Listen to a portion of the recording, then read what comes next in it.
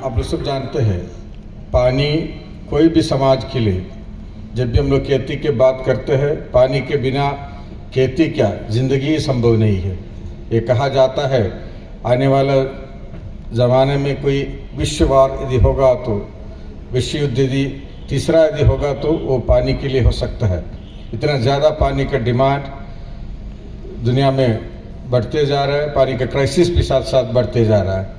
इसलिए जल साधन, जल को समाहरण करना, पानी का सदुपयोग करना, ये अपना जो जीविका को आगे बढ़ाने के लिए, आने वाला पीढ़ियों के लिए भी सबसे इम्पोर्टेंट है। सस्टेनेबल डेवलपमेंट की बात हम लोग जो बोलते हैं, उसमें भी पर्यावरण एवं पानी सबसे महत्वपूर्ण हिस्सा बन जाता है। इसलिए पानी को सदुपयोग के साथ हम लोग पीने के लिए। अबू बकर सिद्दीक साहब मौजूद विरसा कृषि विश्वविद्यालय के वीसी साहब श्री ओंकारनाथ सिंह जी, अपर सचिव श्री विधान चंद्र चौधरी जी, निदेशक भूमि संरक्षण श्री अजय सिंह जी, आरपी सिंह साहब, उपस्थित जिला परिषद सदस्य आदरणीय पूनम, सभी प्रमुख भाई बंधु मीडिया के, आज का दिन पूरे झारखंड में विभिन्न जगहों पर जनप्रतिनिधि के माध्यम से 1 एकड़ से 5 एकड़ सरकारी और निजी तालाब का जीर्णोद्धार और साथ ही पीटी पर्कुलेशन टैंक का निर्माण और अन्य एक्टिविटीज का हमारे देख रेख में संपादन किया जा रहा है। किसी भी चीज को करना आसान बात है, लेकिन एक साथ करवाना थोड़ा चैलेंजिंग है, चुनौती है। हम धन्यवाद देना चाहेंगे अबू बकर सिद्दीक साहब को, जिन्होंने निदेशालय के डायरेक्टर्स और उनके सभी सहयोगी को हमारी भावना से उन्हें संज्ञान में दिया और उन्होंने यह इवेंट को बहुत ही कम समय में क्रिएट किया। मैं आप सबको, सभी जिला में इस कार्य से लगे हुए प्रतिनिधि, हमारे पदाधिकारी, इस कार्यक्रम में शिरकत कर रहे माननीय सांसद, माननीय विधायक, माननीय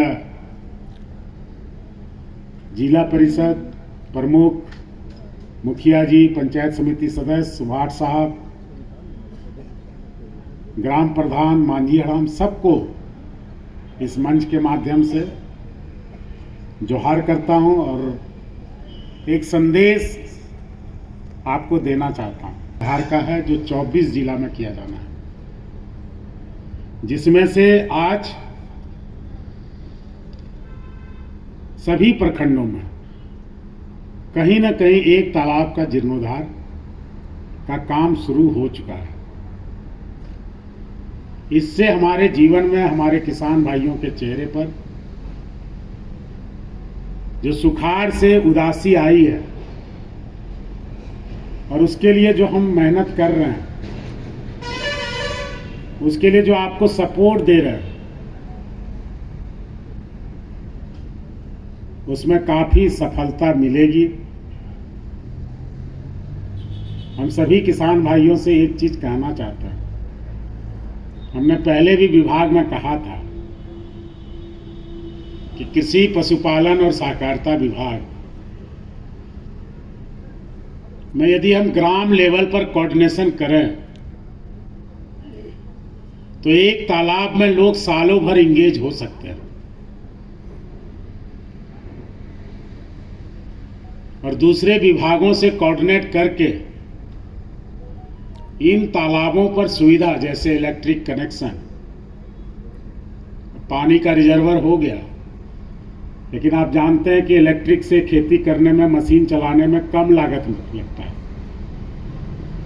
लगता है ना गोपाल जी, लगता है ना।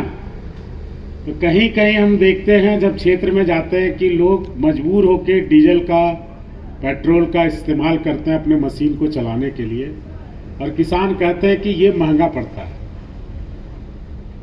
और खेती के प्रति जब उसमें लागत ही ज़्यादा लगे और मुनाफा ना हो तो उदासीनता मन में आता है। ऐसी कड़ी में एग्री स्मार्ट विलेज का हमने कल्पना किया कि कम से कम एक विधानसभा के एक गांव में पहले चरण में यदि हम यह प्रयोग करें कि जिस तालाब का हम जीर्णोद्धार कर रहे हैं उस तालाब की जो पानी पंचायत है उसकी सदस्यों की संख्या बढ़ाकर कोऑपरेटिव जो हमारे ही अधीन है उससे एक सोसाइटी बना दें और उस सोसाइटी को मछली विभाग से जो तालाब प्रखंड लेवल पर समितियां हैं जिनको दिया जाता है वो सबलेट करते हैं, जिसके कारण आपका मन टूटता है कि मेहनत हम करते हैं और मलकियत किसी और की होती है। हमारे नाम डायरेक्ट एग्रीमेंट नहीं होता है। तो उस समिति को ही उस तालाब का मछली पालन का अधिकार दे दिया जाए। उसके समिति के सदस्य हैं जो अनुदानित दर पर हम बीज देते हैं। आपसे हम ऑप्शन ले लें कि आप किस चीज का खेती करना चाहते हैं। गेहूं का करना चाहते हैं, चने का करना चाहते हैं या कोई अन्य फसल का। तो इस बार आपने देखा होगा कि पहली बार मजबूत हो सकते हैं। बत्तख पालन हो तो उस जो पानी पंचायत की समिति है उसको मिले प्राथमिकता। हम यदि और भी इंटीग्रेटेड फार्मिंग की बात करते हैं, मछली पालन में जो हम बीज का प्रयोग करते हैं अनुदानित दर पर आपको दें। और यह काम बिना नियम बनाए कई जगह हो रहा है। जो लोग जागरूक हैं वो लेके जा रहे हैं। मतलब एक बार आपको हम चलना सिखा दें तो उससे आप सालों भर इंगेज रहकर और आपका जो फसल उत्पादन हो उसका लिंकेज करें, बहुत फायदा हो सकता है। हम किसानों के लिए वर्तमान सरकार, गठबंधन की सरकार, माननीय मुख्यमंत्री जी के नेतृत्व में और हमारे विभाग के सचिव अबू साहब के देखरेख में सभी डायरेक्टरेट के डायरेक्टर्स और जिला स्तर के पदाधिकारी सब लोग मिलकर किसान को फायदा पहुंचाने की दिन रात बात करते हैं। अभी एक अखबार के मुख्य पृष्ठ पर 2 या 3 दिन पहले एक खबर आपने पढ़ा होगा कि पिछली जो सरकार थी उस सरकार ने 5 वर्षों में डायरेक्ट किसानों के खाते में इस राज्य में टोटल 800 करोड़ रुपया भेजा था, जो विभिन्न योजनाओं के माध्यम से किसानों के खाते में भेजा गया था। हमारे सरकार को 3 साल पूरे हुए अभी अभी, और इस 3 सालों में 2 साल तो हम लोग कोरोना की मार से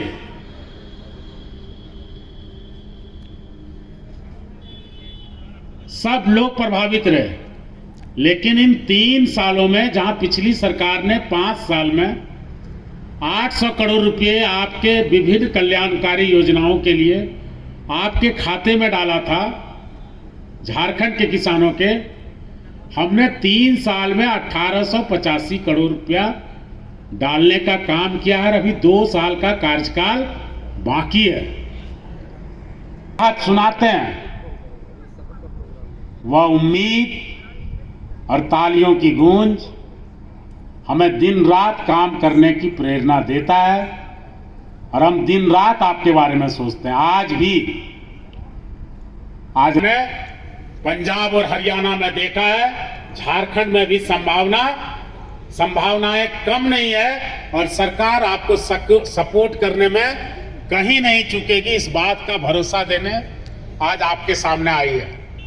हम आपको पुनः एश्योर करते हैं कि इन तालाबों से जो 2133 तालाबों का जीर्णोद्धार हो रहा है, उससे कुल 34,508 हेक्टेयर सिंचाई का आच्छादन बढ़ेगा। जैसे अबू साहब बोल रहे थे कि एस्योर्ड इरिगेशन एरिया लैंड को बढ़ाना है, तभी किसान सस्टेन कर पाएंगे और तभी हम रिकॉर्ड पैदावार उत्पन्न कर पाएंगे। इसके साथ ही हमने पर्कुलेशन टैंक और डीप बोरिंग का भी जो योजना दिया है, उसमें 2795 पर्कुलेशन टैंक का निर्माण का लक्ष्य हमने रखा है। 999,224 डीप बोरिंग का भौतिक लक्ष्य, पंप सेट वितरण का भौतिक लक्ष्य है। पंप सेट 3.5 से 5 HP तक का एक लक्ष्य किया गया। इतनी बड़ी